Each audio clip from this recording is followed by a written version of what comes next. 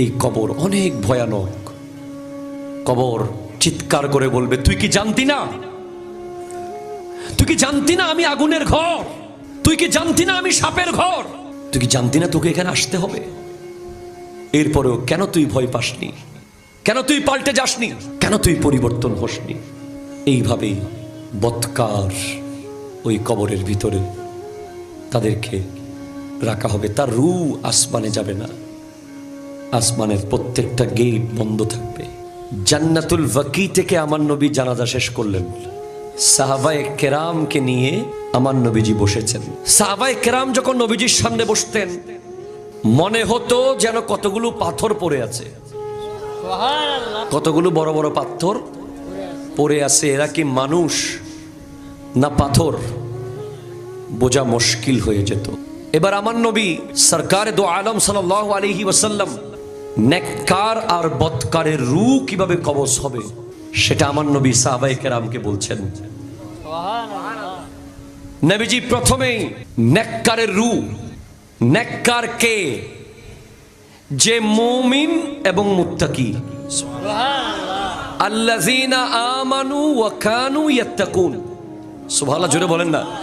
যার কাছে দুইটা কোয়ালিটি থাকবে, একটা মুমিন হবে, একটা মুত্তাকি হবে। হাসিও না, একটু পরে বুঝবা হাসির মূল্য, মজা কি। এখনো কবর তো দেখো নাই, এখনো কবরের আওয়াজ তো শোনো নাই, এখনো কবর কি কি করতে পারে জানো না তো, তাই তোমাদের মুখে হাসি আসে। হাদিস পড়লে মাসের পর মাস কান্না করতা, হাসি ভুলে যেতে। আমার নবীজি বলেছেন, আমি যা জানি তোমরা যদি তা জানতে তোমরা কোনোদিন হাসতে না। আল্লাহু আকবার বলেন না। আমি নবী যা জানি তা যদি তোমরা জানতে তোমরা কোনোদিন হাসতে না। তোমাদেরকে পৃথিবীর কেউ হাসাতে পারতো না। আরে তুমি কি হয়ে গেছো এমন যে তুমি হাসতেছো? তুমি কি হযরত উসমান হয়ে গেছো, যিনি আমার নবী দুই কন্যাকে শাদী করার সুযোগ পেয়েছিলেন? যুন্নুরাইন, যাকে দেখে আমার নবী বলতেন উসমানকে আল্লাহর ফেরেশতারাও লজ্জা পায়।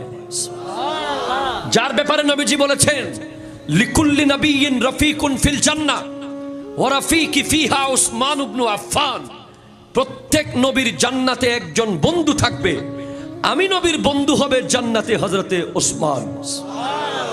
যার ব্যাপারে নবীজি বলেছেন, আমি নবীর যদি 40টা মেয়ে থাকতো, 40টা, আমি একটার পর একটা উসমান